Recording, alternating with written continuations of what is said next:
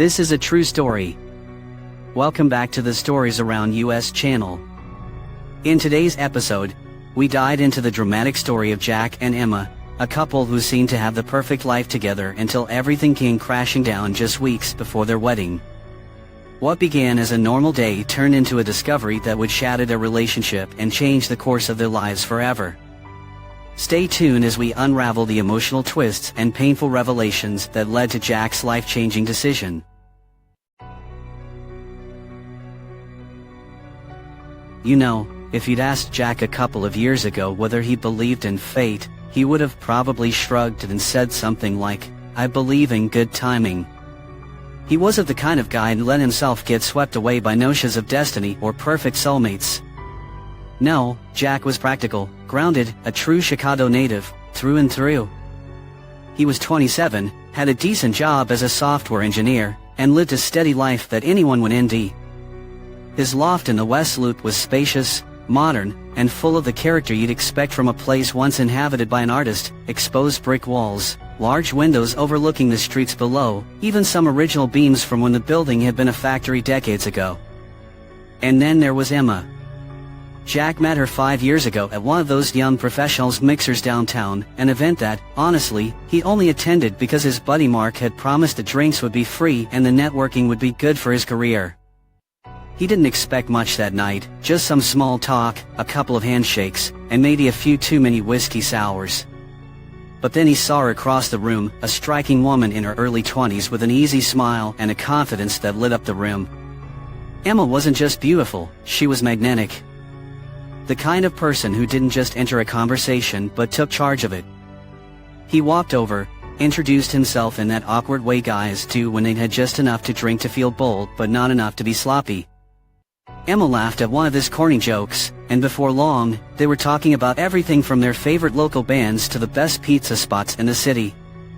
It didn't take long before they were inseparable, weekends spent exploring Chicago's music scene, late-night diners, and spontaneous road trips down to wherever the highways took them. She had a way of pulling Jack out of his routines, out of the neat little box he'd built around his life. Where he saw risks, Emma saw possibilities. Where he hesitated, she leaped. It was like they balanced each other out, his calm to her fire. And for a while, that was enough.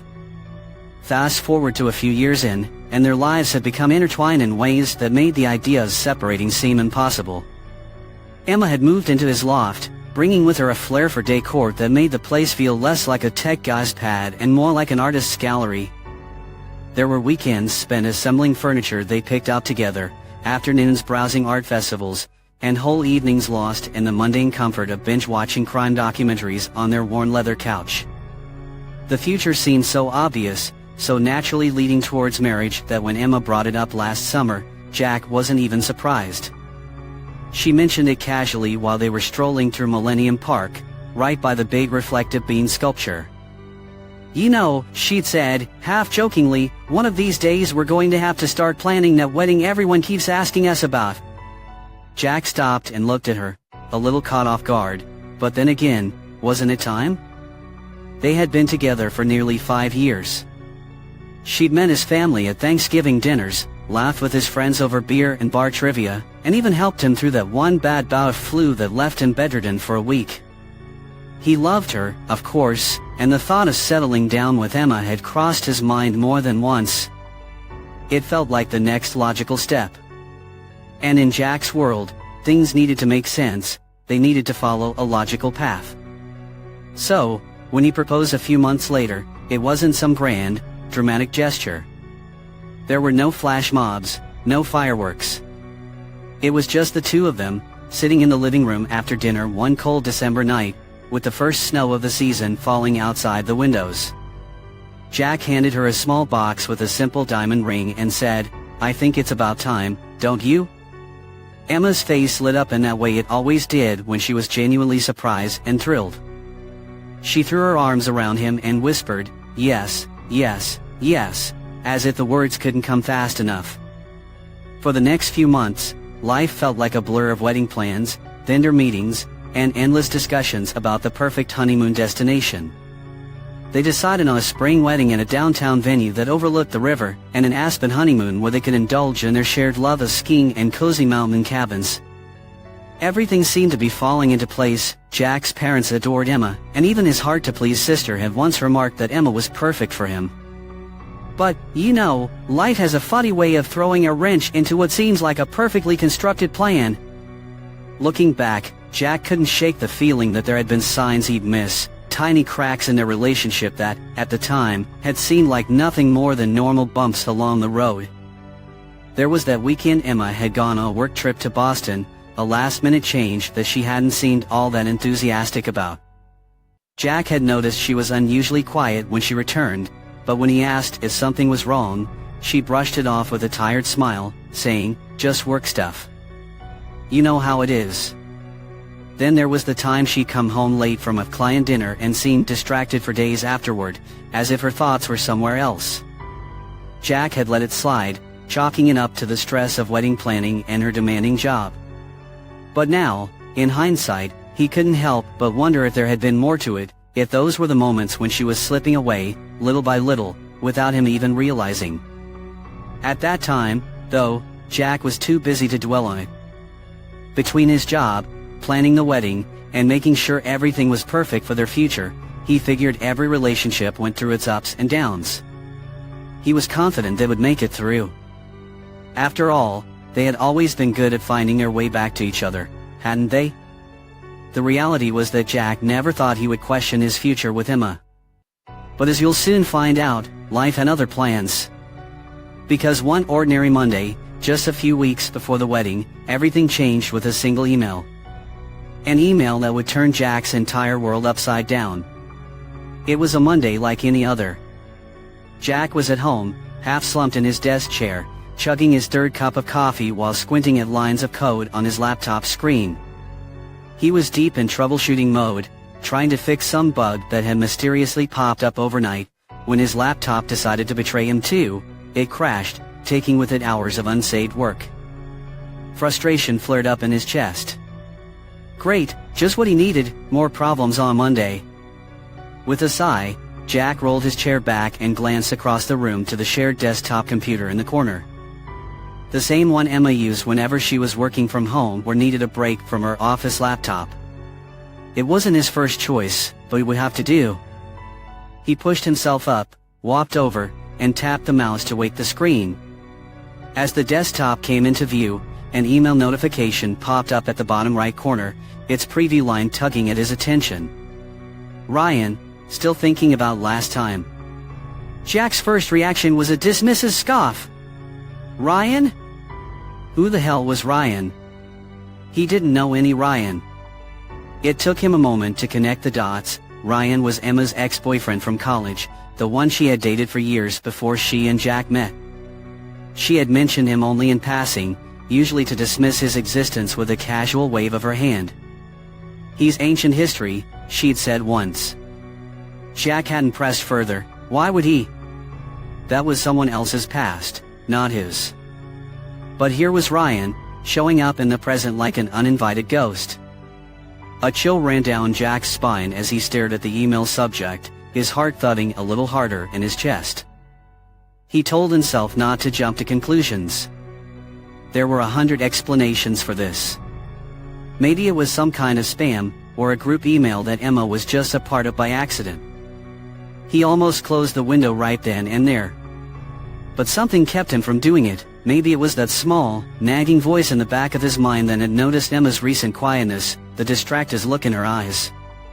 He clicked on the email. What he saw next made his blood run cold.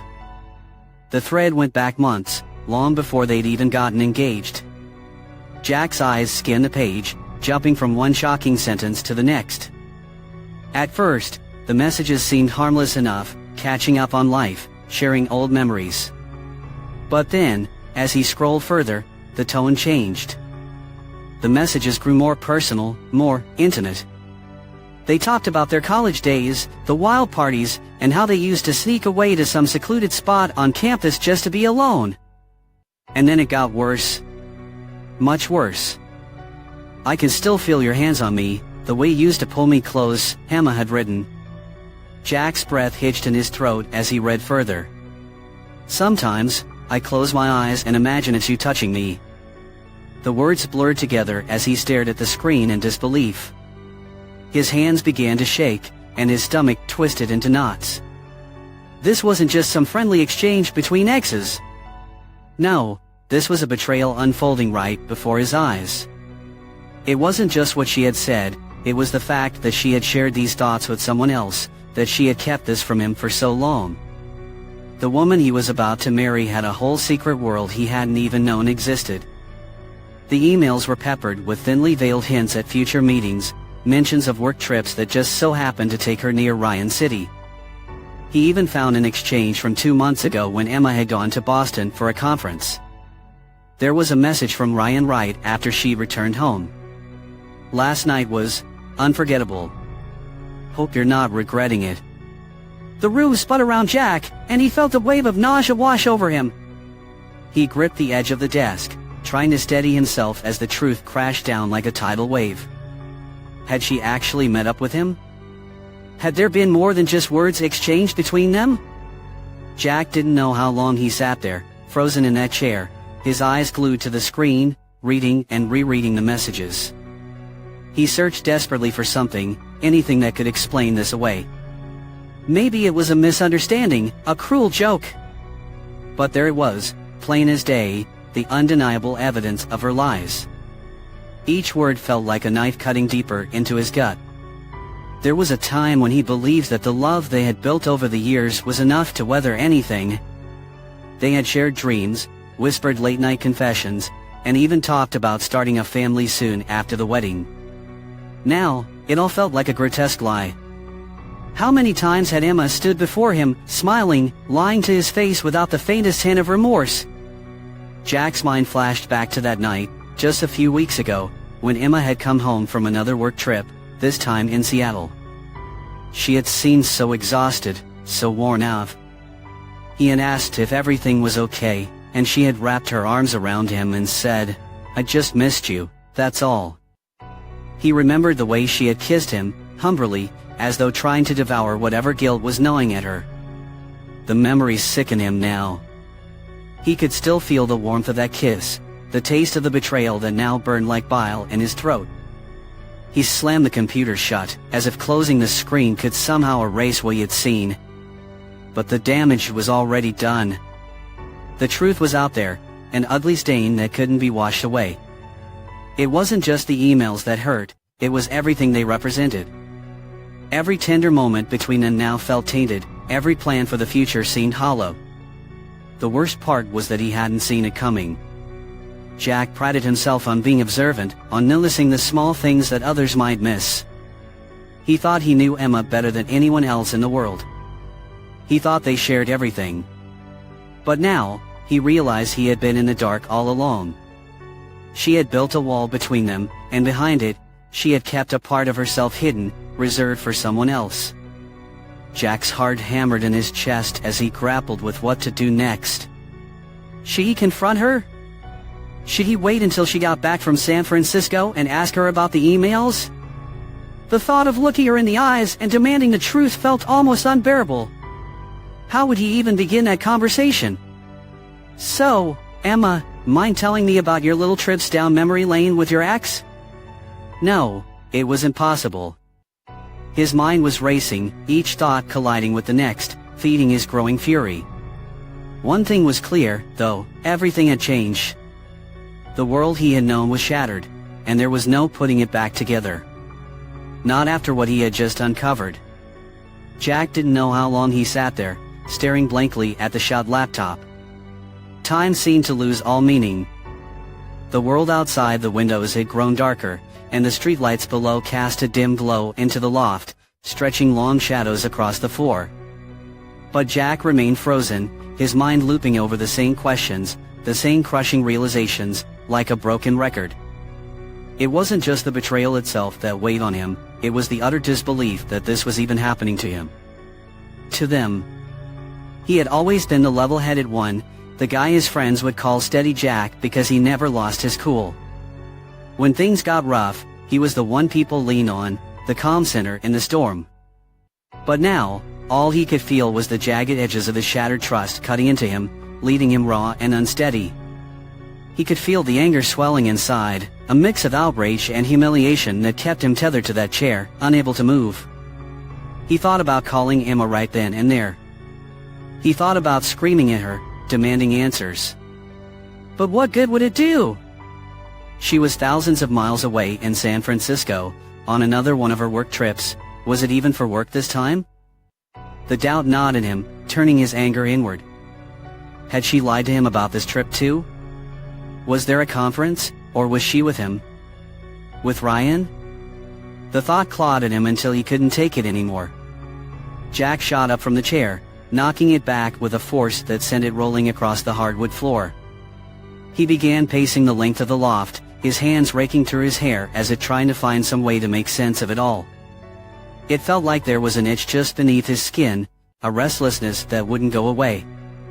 He was furious, yes, but there was also this crushing weight of helplessness pressing down on him, making it hard to breathe.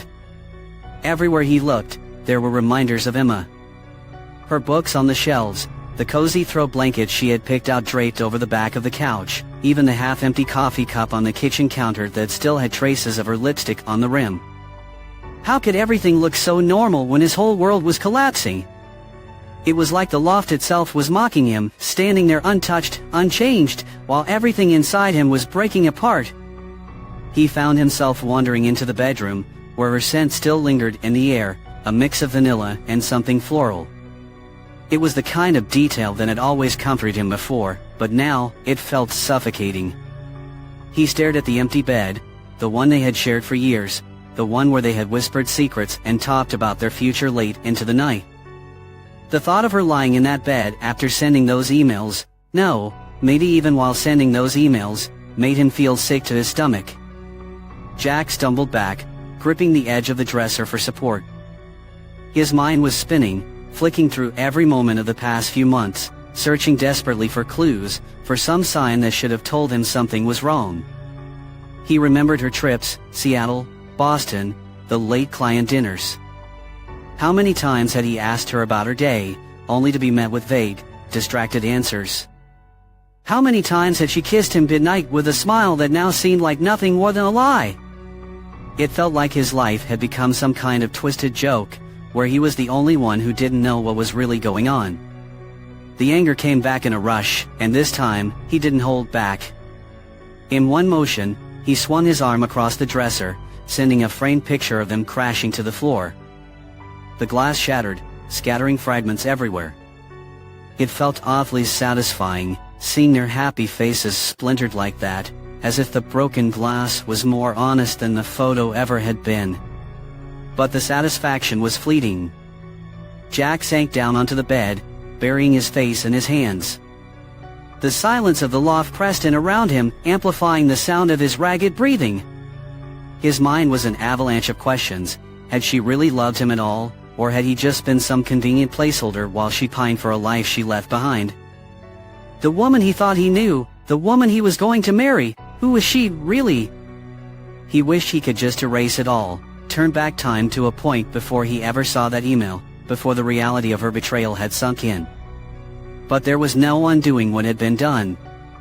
There was no unseeing those words. And now, every tender moment they had shared, every future plan they had made, was stained with a bitter taste of deceit. Jack didn't sleep that night. He wandered the loft aimlessly, picking up items and then setting them down again, as if trying to decide whether they held any meaning now. At one point, he found himself staring at Emma's engagement ring, which sat in a small wooden box on her nightstand. He had proposed to her just months ago, right here in this loft, after a quiet dinner, the two of them sitting close on the couch as snow fell outside the window. He had slipped the ring onto her finger, and she had kissed him with tears in her eyes, whispering that she couldn't wait to be his wife. Now, as he held the ring in his hand, it felt like nothing more than a hollow piece of metal. He clenched his fist around it, resisting the urge to hurl it across the room. But what good would it do? It wouldn't change the fact that his trust had been shattered, that his life had unraveled in a matter of hours. As dawn crept over the city, Jack realized that he hadn't eaten or slept in nearly 24 hours.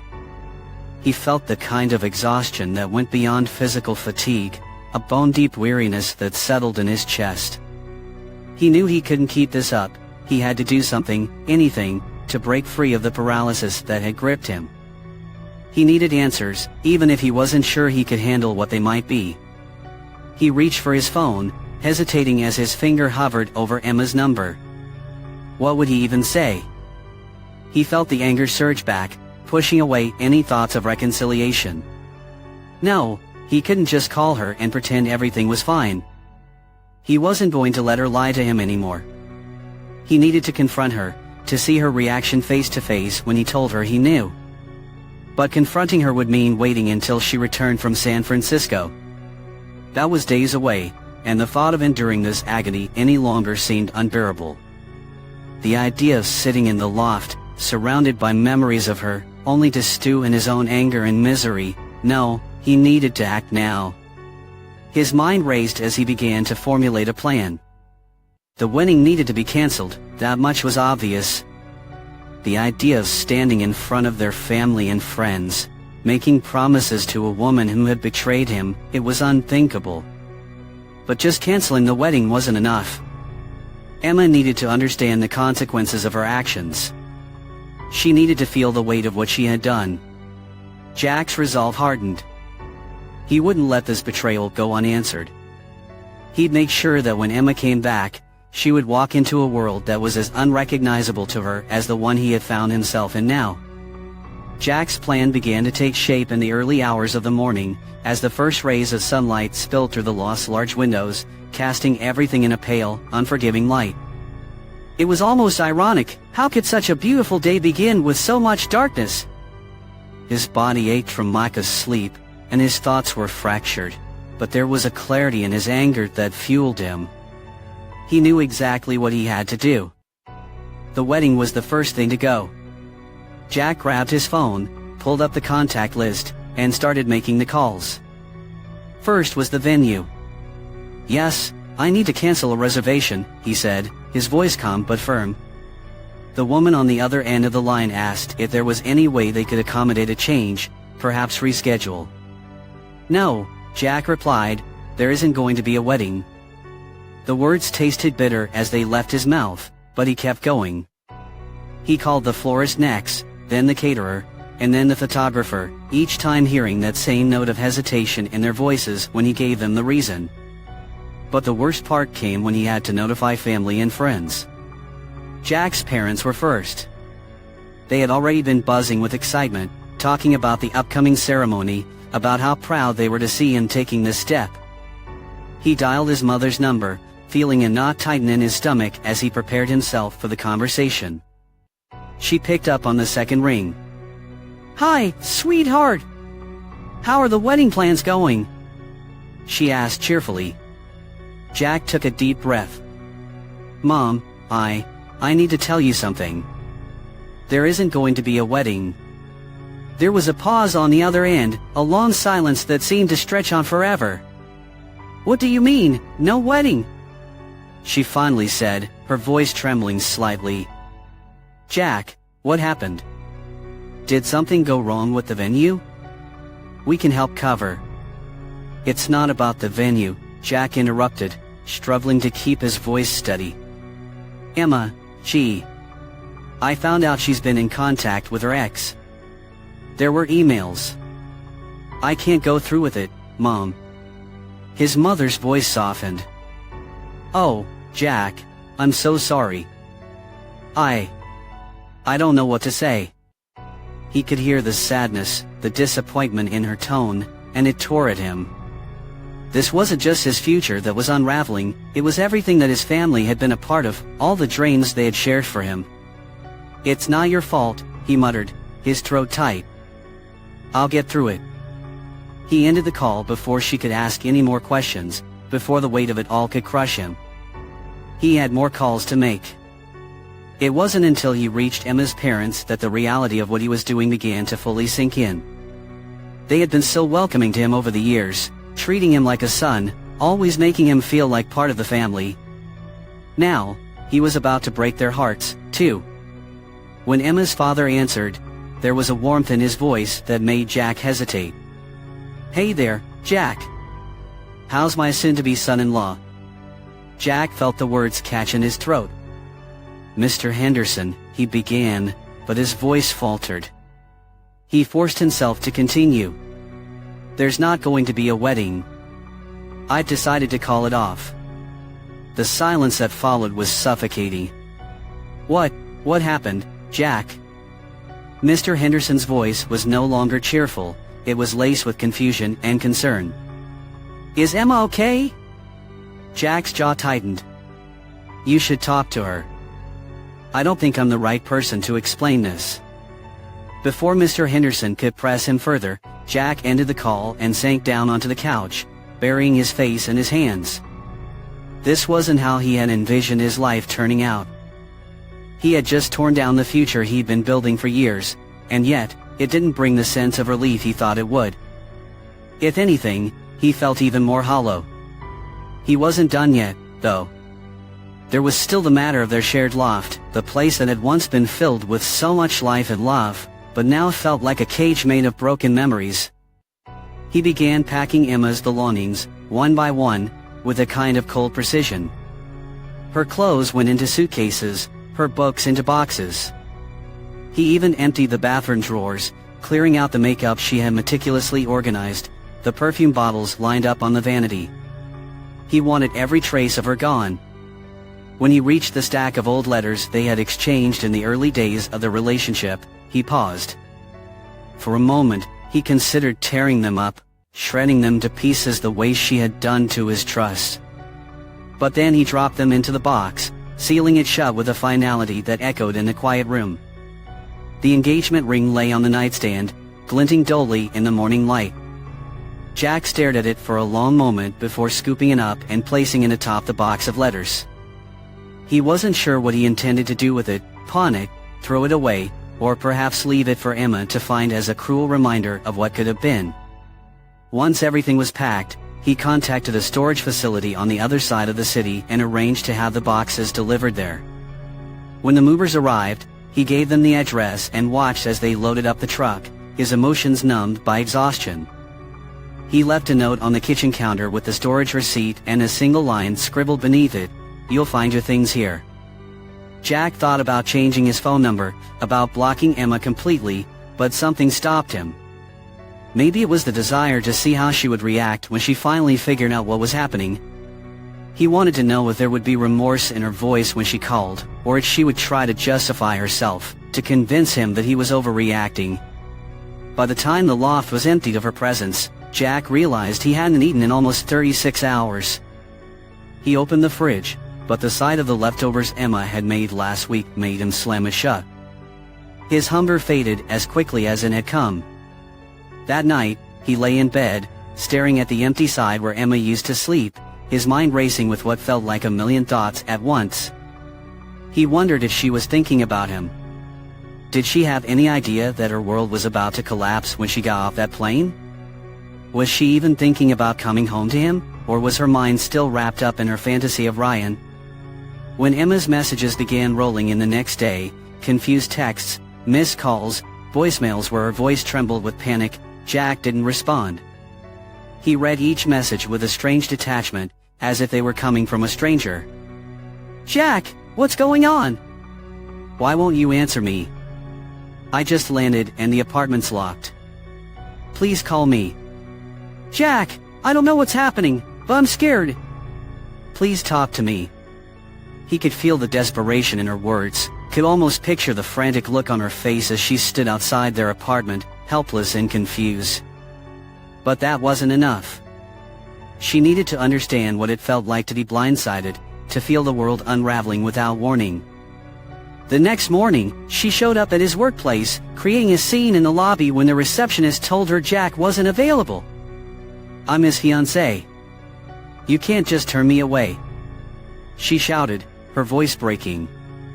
The security guard gently escorted her out, her tear-streaked face a mixture of anger and despair. Jack watched from the top of the stairs, hidden just out of view. He had thought that seeing her in pain would bring him some satisfaction, some sense of justice.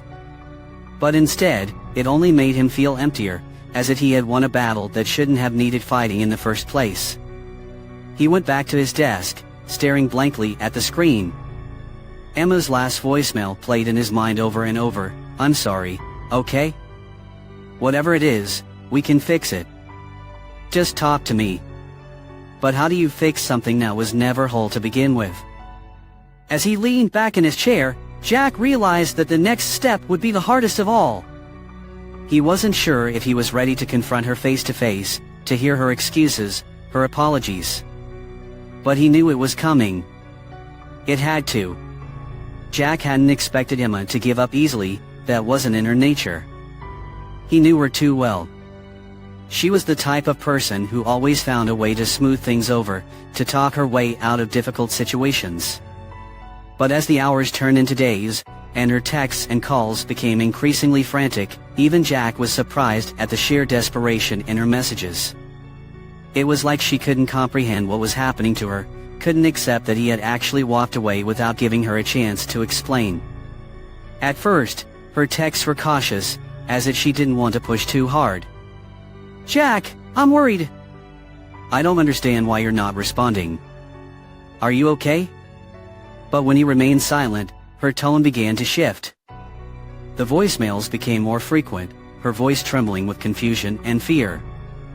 "I just got back from San Francisco, and the apartment's locked. I don't know what's going on, but please call me. We can talk this out." She even sent an email, something she rarely did when texting was easier. In it, she tried to sound calm, composed, as if she was still in control of the situation. "Jack, whatever is happening, we can figure it out together. I'm back in Chicago, and I need to talk to you. If I did something wrong, let's discuss it. Please don't shut me out." The irony of that email wasn't lost on Jack. How many months had she been the one shutting him out, keeping secrets while playing the role of the perfect fiancé? The apartment's silence seemed louder with every passing hour. He hadn't returned to work after that day he saw her escorted out by security. The image of her tear-streaked face burned into his memory. It wasn't that he was hiding, it was that he didn't know if he could trust himself not to give in. Not to hear her out, not to let her start spinning the web of excuses he knew was coming. Because if there was one thing Jack understood, it was that Emma was always good at talking her way out of trouble.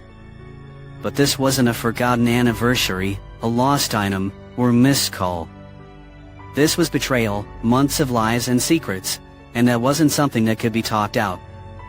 Jack watched from his upstairs window one evening as she sat outside the apartment building, her phone pressed to her ear, her face a picture of frustration. She must have left a dozen voicemails by then, each one more frantic than the last. When he finally listened to them that night, alone in the darkened loft, he felt a strange mixture of satisfaction and emptiness. "Jack, you're scaring me. Where are you?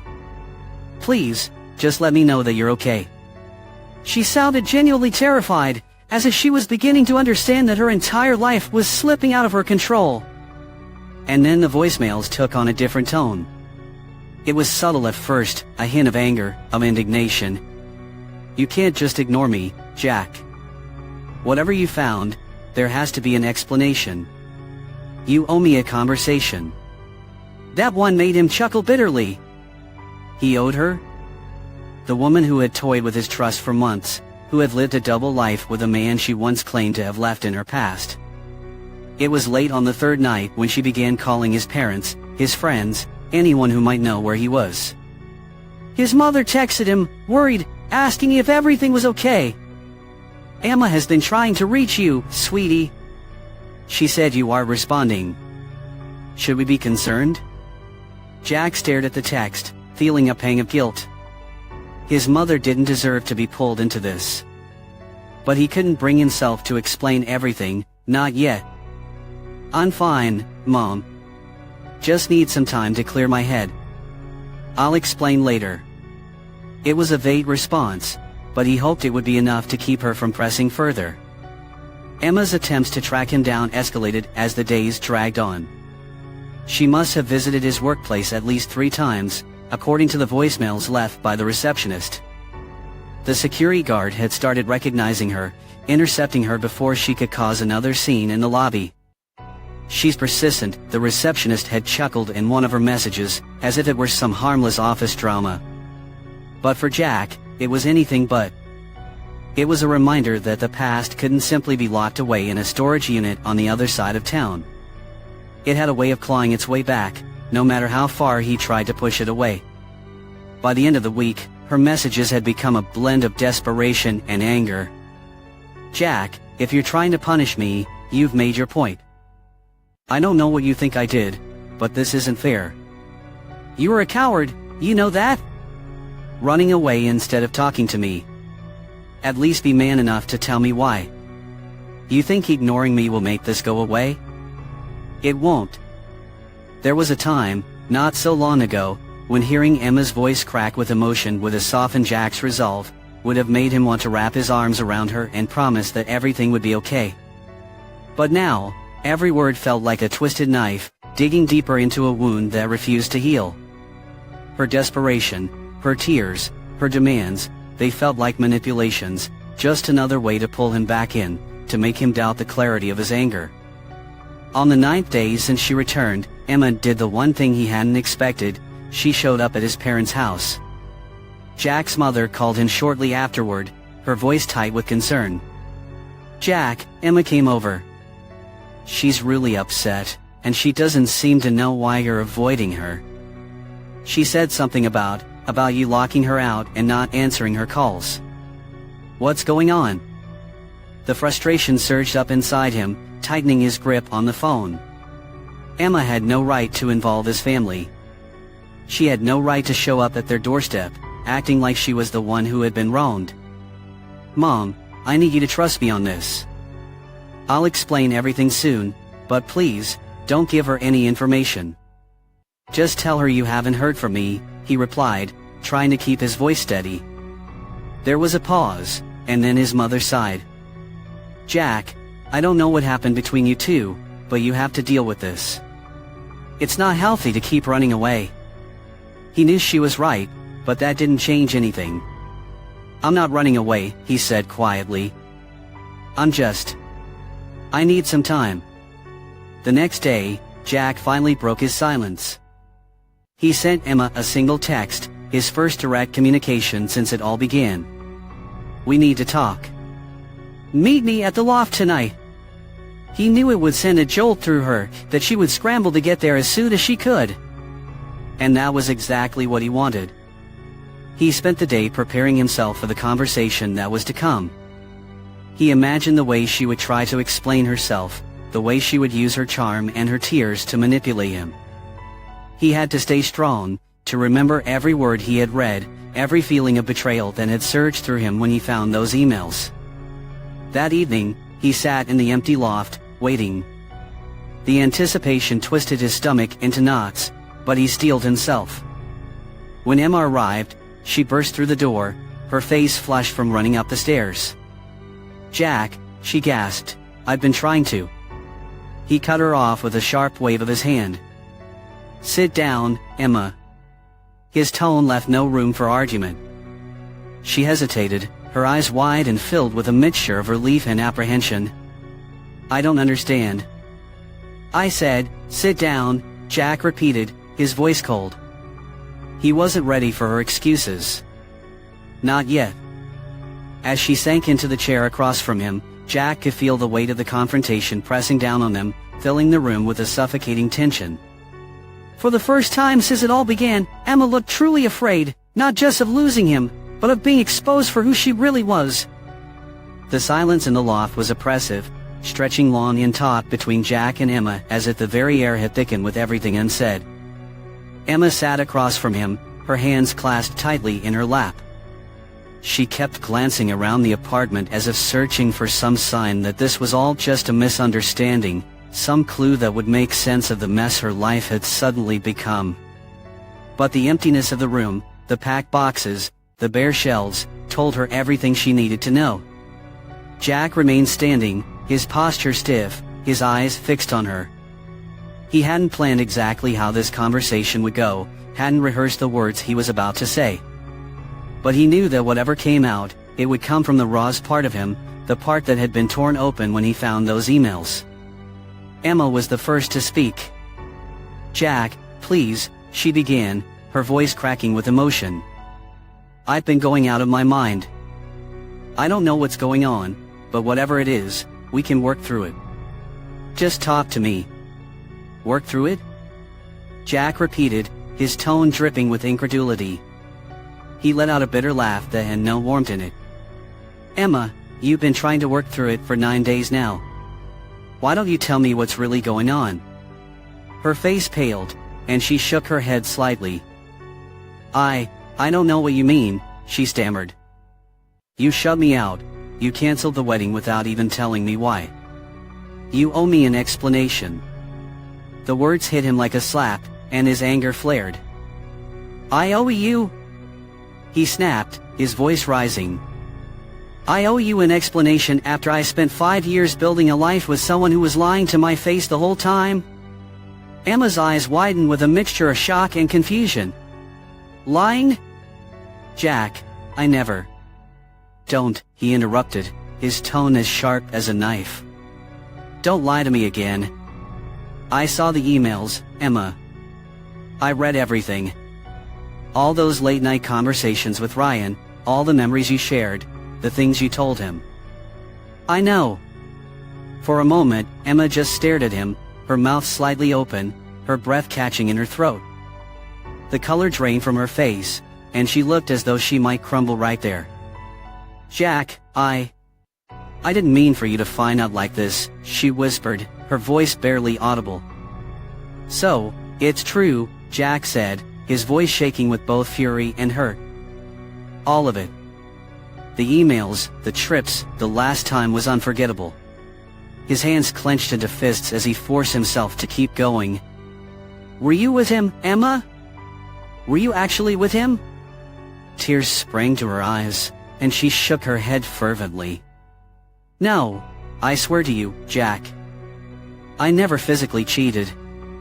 We didn't meet up. It was just emails." Her voice broke as she continued. "It was a mistake, a stupid, horrible mistake. I was feeling lost, I was overwhelmed, and I don't know, Ryan was someone who felt familiar. I wasn't thinking clearly." Jack's jaw tightened as he took a step closer. "So, what, you were just bored? Lonely?" he demanded, his voice rising. "You decided to play around with your ex for some harmless fun while I was here, thinking we were building a future together? You wanted to see if the grass was greener on the other side? It wasn't like that." She cried, her tears now flowing freely. "I wasn't trying to replace you, Jack. I didn't want to be with him. It was an escape, okay? I was scared about the wedding, about everything changing, and Scared?"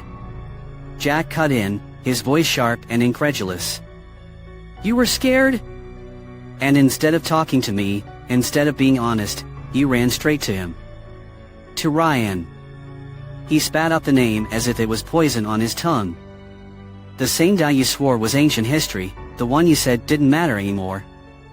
You lied, Emma. Over and over." Her shoulders shook with silent sobs, and she reached out as if to touch his arm. "Jack, please, I'm sorry," she whispered. "I know I hurt you. But it wasn't real, none of it was real. It was just words on a screen." Jack stepped back, recoiling from her touch as if it burned. "Words on a screen? You think that makes it any better?" His voice was trembling with anger now. "You said things to him that you never even said to me. You talked about wanting to be with him, you fantasized about a life where you hadn't met me. How am I supposed to just ignore that?" "I didn't mean any of it," Emma sobbed, her voice breaking. "I was confused. I was caught up in the past, and some stupid fantasy that didn't mean anything. But you, Jack, you're the one I want.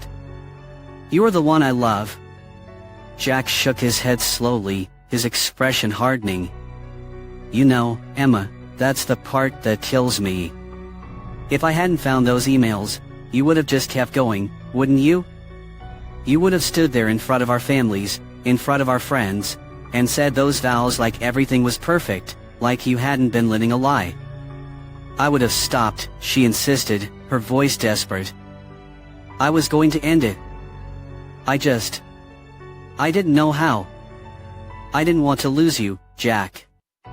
Well, congratulations, he said bitterly, his tone dripping with sarcasm. You didn't have to end it. I did that for you.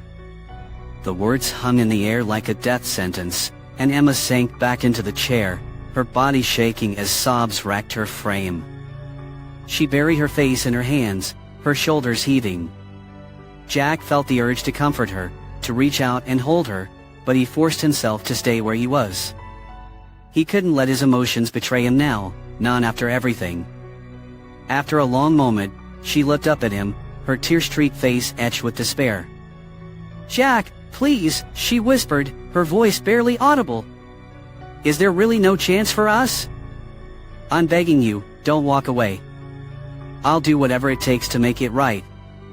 Jack's chest tightened painfully.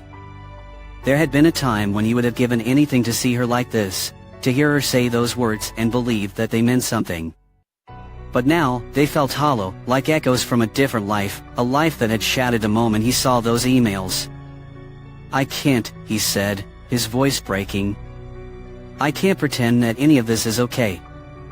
I can't look at you and not see every lie, every betrayal." He shook his head slowly, the weight of finality settling over him. "You made your choice, Emma. Now I'm making mine." Her face crumpled as she struggled to find the right words, but there was nothing left to say. The truth was out, and no amount of pleading could change it. She reached for him one last time, her hand trembling. "Jack, I love you. I always have. Please don't leave me." But he was already turning away, heading for the door. He paused for a moment, his hand resting on the doorknob, his back to her. "If you ever loved me, Emma," he said quietly, "you wouldn't have needed an escape." And with that, he walked out, leaving the door open behind him. He didn't look back as he descended the stairs, didn't stop to listen to the sound of her crying echoing through the empty halls. As he stepped outside into the cold night, he felt a strange mix of relief and sorrow. The confrontation was over, but the pain lingered, dull and aching, like an old wound that would never fully heal.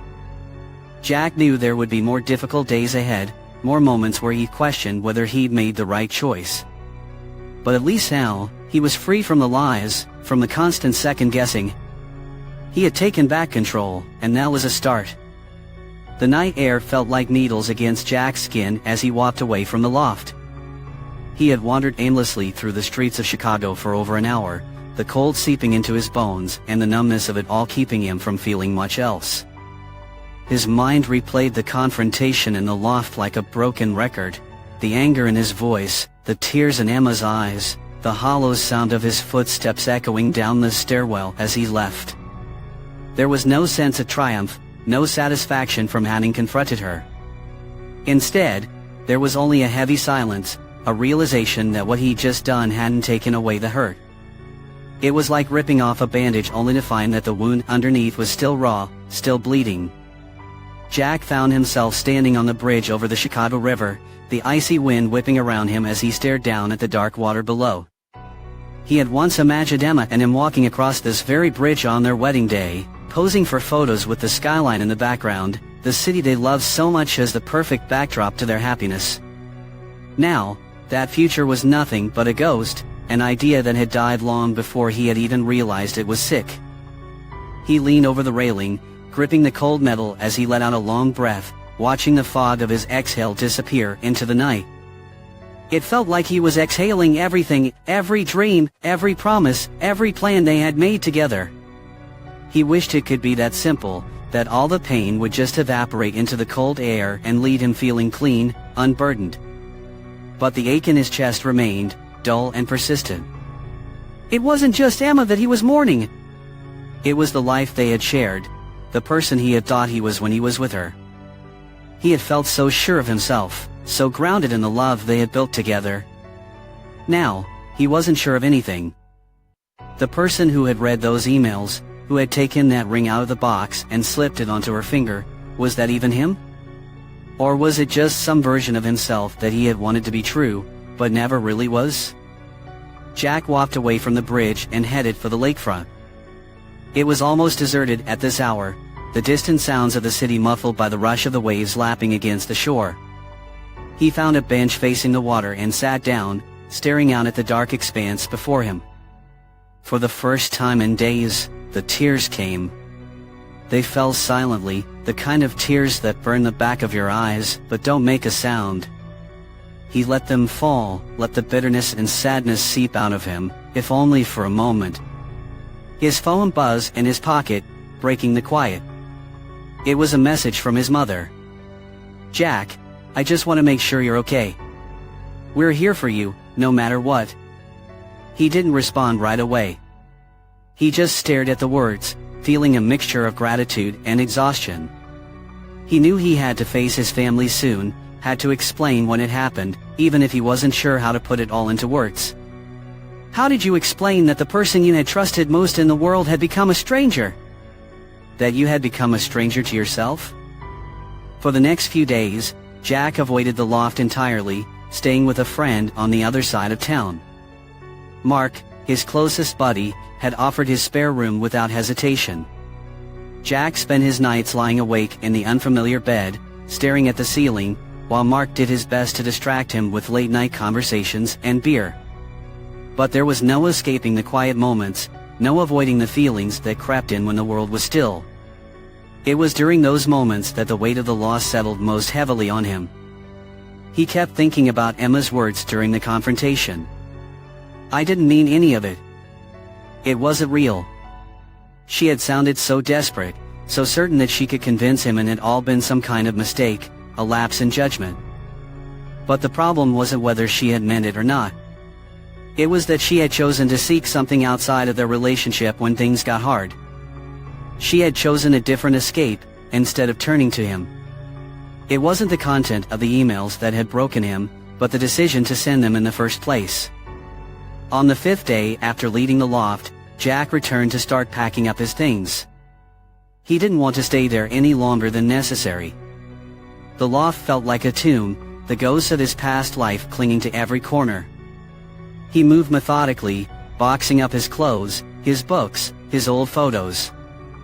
He found little reminders of Emma everywhere, an old scarf of hers draped over the back of a chair, the coffee mug she always used in the mornings, a half-finished crossword puzzle on the nightstand. He tossed the mug into a box without a second glance.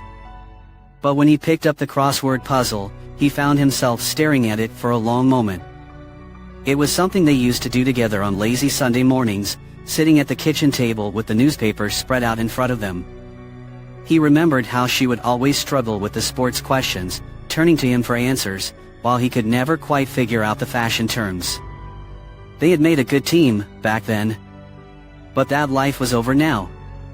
He knew it was time to let go. Jack folded the crossword puzzle in half and threw it away. He spent the next few weeks living out of a suitcase in a small, temporary apartment. It was in a quieter part of the city, far from the places he and Emma had frequented, the coffee shops and bars where they had shared countless memories. It wasn't much, just a small space with sparse furniture, but it was free of the past. And that was what he needed.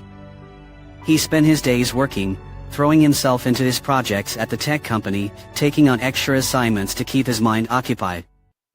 It was easier to focus on lines of code than on the emptiness that waited when the workday ended. But even then, the memories would slip through the cracks.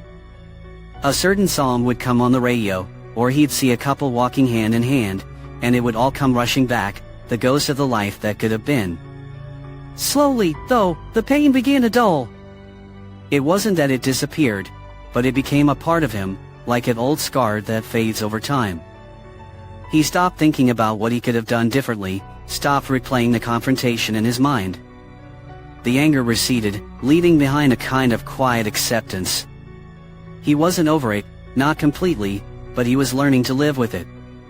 Jack found comfort in small things, a morning run along the lake, a new book, a drink with Mark after work. the days started to blur together in a way that was comforting rather than numbing. He was moving on, bit by bit, even if it didn't always feel like progress. One evening, a couple of months after everything had unraveled, Jack found himself back at the bridge over the Chicago River. He hadn't planned to come here, he had just been out for a walk, and his feet had carried him there without him realizing it. He leaned over the railing, staring down at the water just as he had on that night he had left the loft. But this time, there was no heaviness in his chest, no weight pulling him down. There was only the city lights reflecting off the surface of the river, shimmering like a million tiny hopes. He took a deep breath and let it out slowly, watching the fog of his breath disappear into the night. There was still a long way to go, still days when the sadness would come back in waves. But for the first time, he felt like he was truly starting over. He had his life back, even if it wasn't the one he had planned. Jack turned away from the river, a faint smile touching his lips. The road ahead was uncertain, but it was his own. He had left the past behind him, and now, for the first time in a long time, the future felt like something worth reaching for. 6 months later, Jack found himself standing in the middle of his new apartment in New York City. It was a modest place in the East Village, small, but cozy, with a view of the bustling street below. The kind of apartment that was filled with the energy of the city, where the sounds of traffic and distant music seeped through the walls, reminding you that life was always moving forward, whether you were ready for it or not. It wasn't Chicago, but that was exactly what he needed. New York was a fresh start, a place where he could let go of everything that had happened and begin rebuilding his life on his own terms. He had accepted a job offer from a tech startup, and it felt like the right time to leave the past behind and embrace something new. The thought of living in the city had excited him in a way he hadn't felt in years, like a spark of hope he hadn't realized he was missing. His days were busy, filled with the hectic pace of the tech world, where projects moved fast and expectations were even higher. The demands of the job kept his mind occupied, giving him little time to dwell on the memories of his past life. It was a welcome distraction, a way to focus on the present instead of letting old wounds fester. But at night, when the city finally quieted down, he would sometimes find himself thinking back to Chicago, to the life he had left behind. He would remember Emma, not with the same anger or hurt that had once consumed him, but with a kind of quiet resignation. She was a part of his story, a chapter that had ended, and he had finally accepted that. It wasn't about forgiveness, it was about moving forward. The move had come with its own challenges, of course. New York was different from Chicago in every way, faster, louder, and more chaotic. Jack had to adjust to the constant rush of the city, the never-ending stream of people and noise. But he embraced it, finding comfort in the anonymity that the city provided. Here, he was just another person navigating life, not the guy who had called off his wedding or had his heart broken. That was the beauty of New York, it didn't care who you were or where you came from. It was a place where reinvention was not just possible, but expected. In the months since his arrival, Jack found himself drawn to the small pleasures of everyday life, the morning coffee from the corner cafe, the walk through Central Park on weekends, the view of the sunset from the roof of his building. It was as if he was learning to live again, one step at a time. He started reading more, picking up hobbies he had long forgotten, like photography. He spent his free time exploring the hidden corners of the city, capturing moments that spoke to him, the light filtering through the trees in the park, the skyline reflected in puddles after a rainstorm, the vibrant murals in Brooklyn. Each photo felt like a little piece of his new life, a reminder that he was moving forward. And then there was the social aspect, meeting new people, forming new friendships. Jack had been hesitant at first, wary of opening up to others after everything that had happened. But New York had a way of pulling you in, of making connections feel effortless. There were nights spent with colleagues at rooftop bars, laughing and swapping stories over drinks. There were casual dinners with new friends who quickly became like a second family. Slowly, the city was helping him stitch himself back together. One evening, Jack was invited to a small get-together hosted by one of his co-workers, a casual affair at a cozy wine bar in the West Village. As he sipped his drink and listened to the chatter around him, he found himself at ease in a way that surprised him. It was the kind of atmosphere he hadn't experienced since his days in Chicago, before everything fell apart. And for the first time in a long while, he realized that he wasn't just surviving anymore, he was living.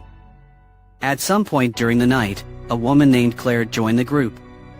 She was a friend of a friend, and they ended up sitting next to each other. She was easy to talk to, with a quick wit and a calm confidence that reminded him, in some small way, of himself. They talked about the city, about their favorite restaurants and neighborhoods, and she shared stories of her travels with a kind of enthusiasm that was contagious. Jack found himself smiling more than he had in months, laughing at her stories in a way that didn't feel forced. It wasn't a whirlwind connection or some grand, cinematic moment, it was just a conversation. But it was the first time he had felt a real spark with someone since Emma. He didn't know if it would go anywhere, and he didn't need to. For now, it was enough to just enjoy the moment, to feel like there was room in his life for something new. After the gathering ended, Jack and Claire walked out of the bar together, chatting as they strolled down the quiet street. The city lights glowed softly around them, and the air was crisp, carrying a hint of the coming winter. As they reached the corner where they would part ways, she turned to him and smiled. "It was really nice meeting you, Jack. Maybe we could grab a coffee sometime?" "Yeah," he replied, nodding. "I'd like that." He watched as she walked away, a small smile playing on his lips. It wasn't about falling in love again or rushing into anything, it was about knowing that he could. It was about letting the possibility of happiness back into his life, little by little. When Jack returned to his apartment that night, he found himself standing by the window, looking out at the city that had become his new home.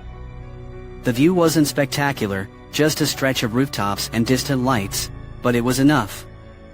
It was his. He thought about how much had changed in the past year, how different his life had become. The pain wasn't entirely gone, but it no longer felt like an anchor dragging him down. It was part of him, a reminder of the lessons he had learned, but it didn't define him. He reached for his camera and took a picture of the view outside. It wasn't for anyone else, just for himself, a small token of where he was, of how far he had come. He was no longer the person he had been back in Chicago, standing on the brink of a future that had been torn away. He was someone new, someone who had faced his darkest moments and found a way through them. As Jack put the camera down, he thought about what lay ahead. He didn't know where life would take him next, and for the first time, that uncertainty didn't scare him. It felt like freedom, like a blank canvas ready to be filled with new experiences. He was finally ready to embrace the unknown, to let the future unfold on its own terms. With a deep breath, Jack turned off the lights and climbed into bed, feeling a sense of peace wash over him. It wasn't the end of the story, not by a long shot. But it was a new beginning, a beginning that he had earned, one step at a time.